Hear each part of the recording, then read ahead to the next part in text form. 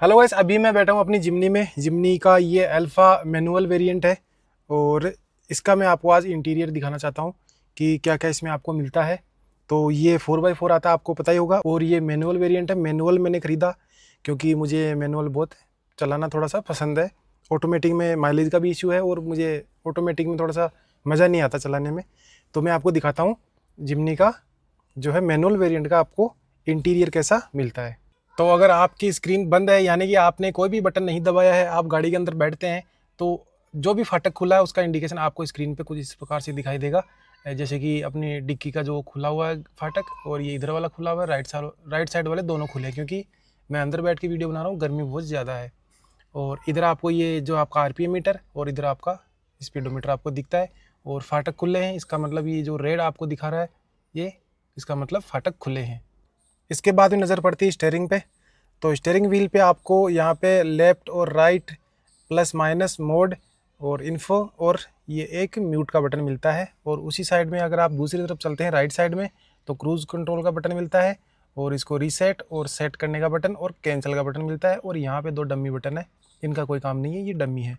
बीच में आपको स्टीयरिंग कुछ इस प्रकार से मिल जाता है।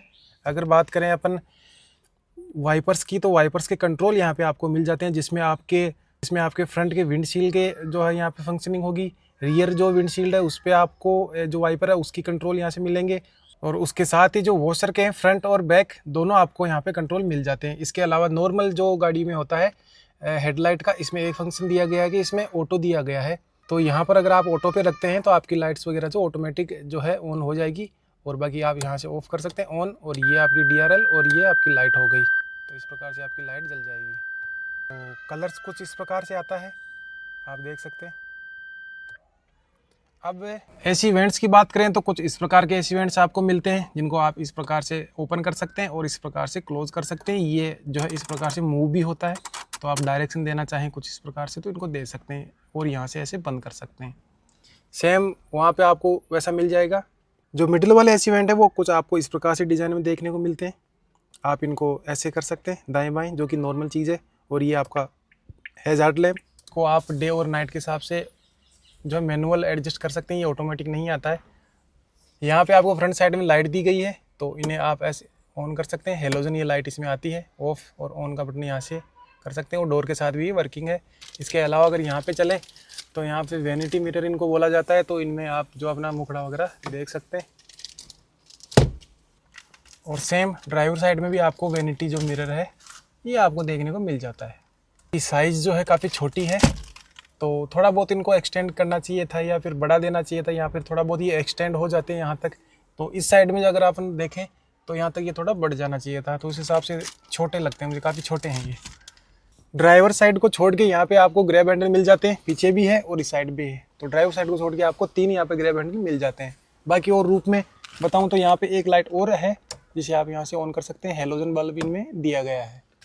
लेफ्ट साइड में एसी वेंट के पास अपन चले तो यहाँ पे आपको SRS एयरबैग की बैजिंग देखने को मिल जाती है, यानी कि यहाँ पे कुछ एयरबैग दिया गया है। और ये यहाँ पे ग्रैब हैंडल है कुछ ऐसा पकड़ने के लिए, काफ़ी हार्ड प्लास्टिक है ये। तो कुछ इस प्रकार की डिज़ाइन ये आपको देखने को मिलती है। और उसके नीचे अगर चलें तो यहाँ पे आपको ग्लोव बॉक्स मिल जाता है, तो इसमें कुछ डॉक्यूमेंट्स और ये जो आपका फर्स्ट एड बॉक्स डाला गया है, और नीचे कुछ ऐसी स्पेस है। दोस्तों 1 महीना होने वाला है और फर्स्ट सर्विस जो है जिमनी की होने वाली है।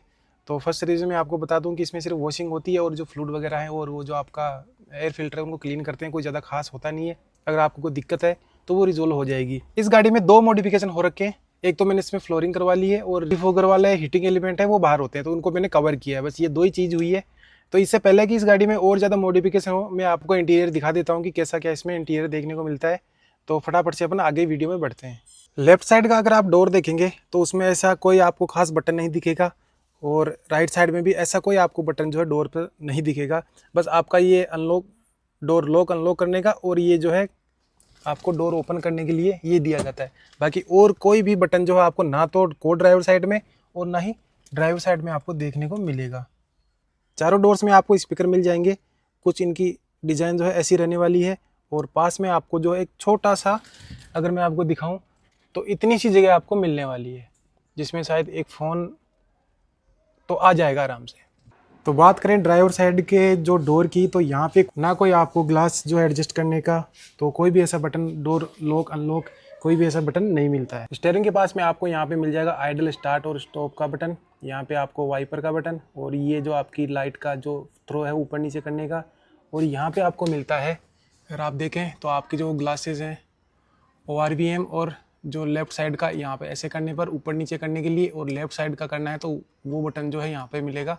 तो इसको ऐसे करेंगे, जैसे राइट वाला एडजस्ट करना है तो उसको ऐसे इस प्रकार से आप ऊपर नीचे करेंगे। और ये जो है फोल्ड और अनफोल्ड करने का यहाँ पे बटन दिया गया है, साथ ही इंजन स्टार्ट और स्टॉप का बटन यहाँ पे आपको मिलता है। नीचे आएंगे तो आपके पैडल मिल जाएंगे ABC, और यहाँ पे आपको मिलेगा फ्यूल लिड, जो कि पेट्रोल का जो ढक्कन है, टंकी का ढक्कन बाहर वाला खोलने के लिए मिलता है। और एक खास बात मैं आपको बताता हूँ कि इसमें जो फ्यूल लिड ओपन करने के लिए जो ढक्कन दिया रहता है वो आपको ड्राइवर साइड में मिलता है।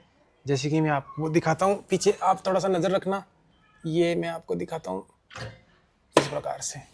तो आप इसी साइड से जो है अपना ओपन करके, और आप मीटर पे भी नज़र रख सकते हैं, और यहीं से पेमेंट करके अपना वापस जो है ढक्कन बंद करके चल सकते हैं। आपको जी आपका फ्यूल लिड मैं चेक कर लेता हूँ उसमें कितनी गैस निकलती है। तो काफ़ी गैस बनती है एथेनॉल की वजह से।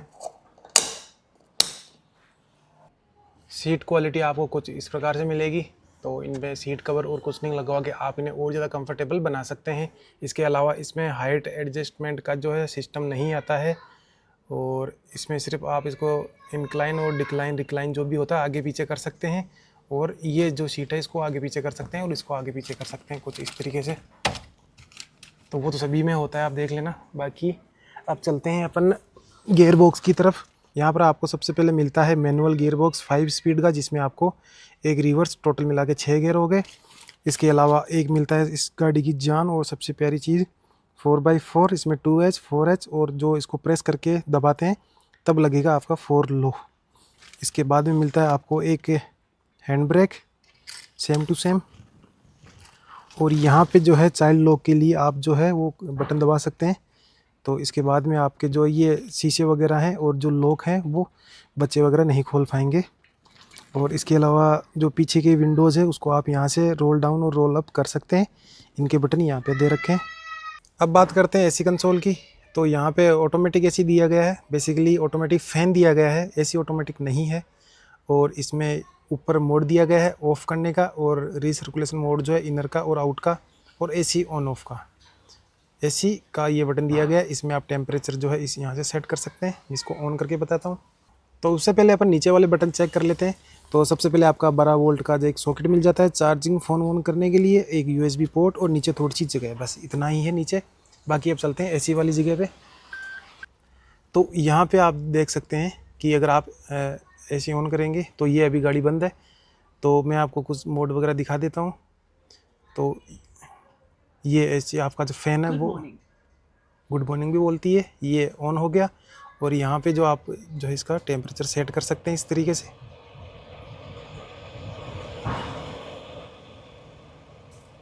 ये आपने अभी ऑटो दबाया है तो फ़ैन की स्पीड उस हिसाब से सेट हो गई है।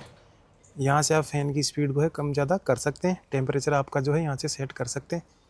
अगर मैं इसको घुमाता हूँ तो ये टेम्परेचर जो है आपका कम जाएगा, उस हिसाब से आप इसे एडजस्ट कर सकते हैं। ऑफ़ का बटन ये हो गया, और वापस ऑन करने के लिए आप ऑटो दबा देंगे तो ये ऑन हो जाएगा। इसके अलावा यहाँ पे पावर विंडो के बटन है लेफ़्ट साइड का, और ये बंद करना पड़ेगा। ये राइट साइड का आपको पावर विंडो का बटन यहाँ दे रखा है। ट्रैक्शन कंट्रोल और हिल होल्ड जो होता है भी, आप अगर डाउन में जा रहे हैं तो ये बटन दबा के आप जो है गाड़ी को ड्राइव करेंगे तो आपकी गाड़ी जो आसानी से हो जाएगी नैया पार। इसके बारे में अपन आगे बात करेंगे कैसे इनको यूज़ करना है। अब बात करते हैं ये जो आपका डिस्प्ले है इसकी क्या साइज़ है, शायद ये 9 इंच का होगा। तो इसमें खुलते ही आपको होम बटन पे ये सारी चीज़ें दिखती है। यहाँ पे FM AM जो है और क्लॉक दिख जाती है। काम की चीज़ है फ्यूल इकोनॉमी, तो यहाँ पे ये सारे बटन दे रखे हैं। और यहाँ से आप जो आपकी लास्ट 5 ट्रिप का माइलेज चेक कर सकते हैं। जैसे 13.8 है, 15.3 है, 14.2 है, 13.1 और 11.3 है। तो ये ज़्यादा चली नहीं है, अंदर बार यहीं चलिए तो ये शो हो रहा है। बाकी 15.3 है, ये जो चल के आई थी थोड़ा सा 50 किलोमीटर, उसका माइलेज है। बाकी सेटिंग वगैरह में इसकी बात अपन जो है एक वीडियो अलग से करेंगे। तो मैं बैक आ जाता हूँ। यहाँ पे सारे कुछ बटन दे रखे हैं, यहाँ पे खूब सारे बटन दे रखे हैं। जैसे म्यूट का है, माइनस प्लस वॉल्यूम का है, होम का है, कॉल पिकअप करने का, म्यूजिक वगैरह का, वॉइस असिस्टेंस, और ये पावर बटन ये आ जाएगा आपका सामने। तो इस सिस्टम के बारे में अपन जो है बाद में डिटेल से बात करेंगे, क्या क्या फंक्शन इसमें दे रखे हैं।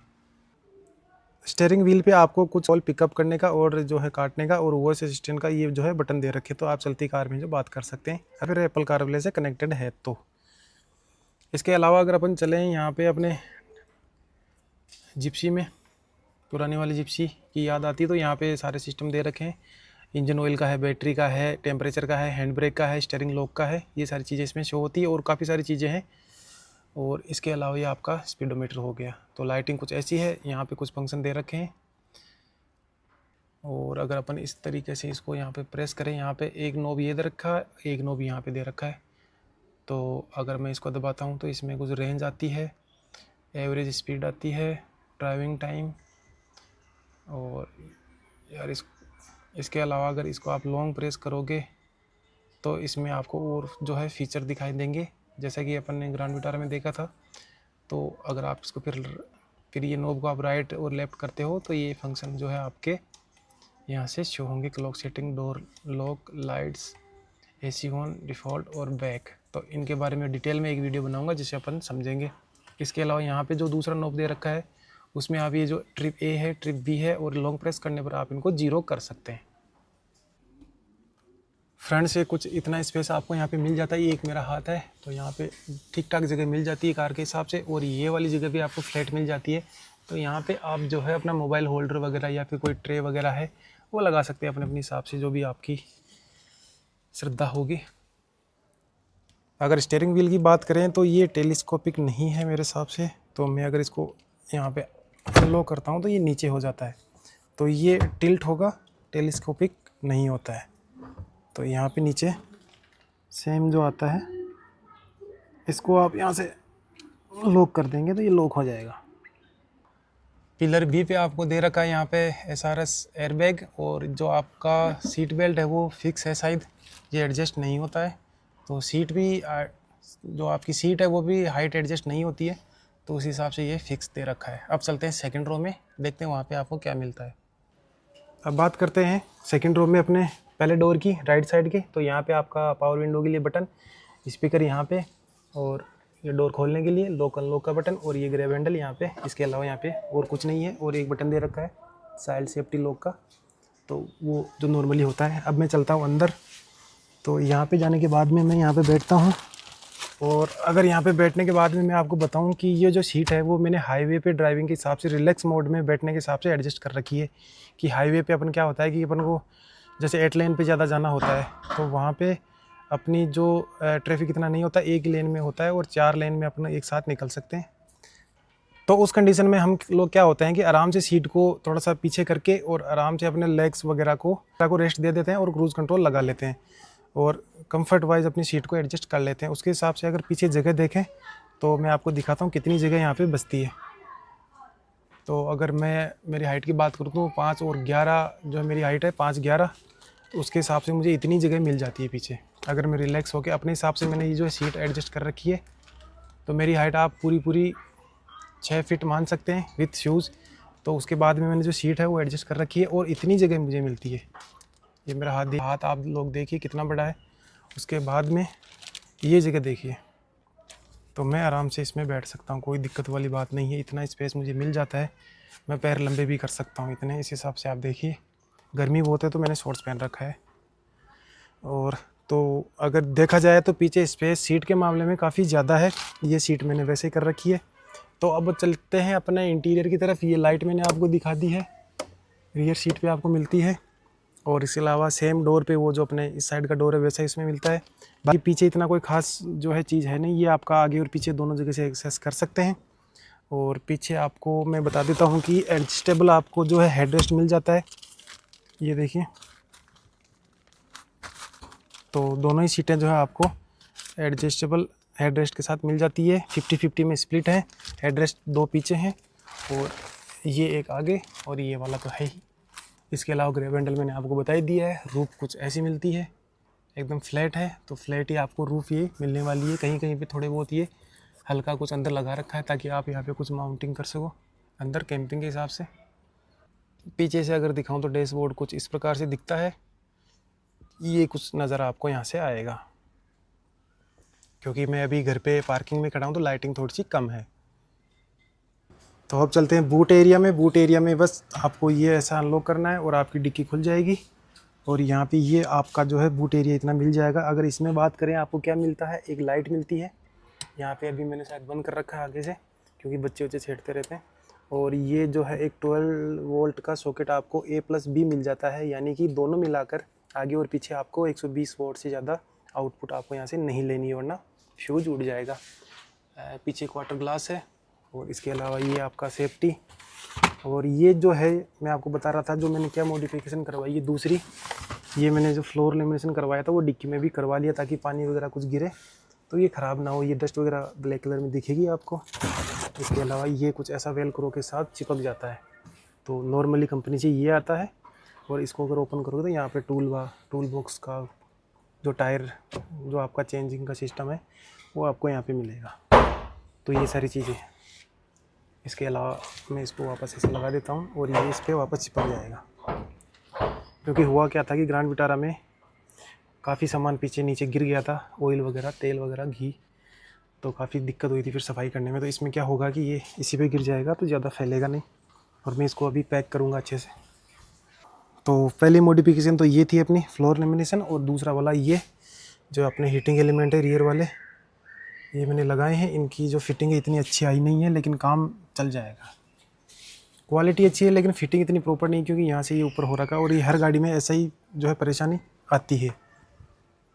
कोई भी जिम्नी देख लो उसमें प्रॉपर फिटिंग नहीं है इनकी, क्योंकि ये बाहर से इंपोर्ट करके बनाते हैं। इंडिया में इतनी मैन्युफैक्चरिंग शायद है नहीं।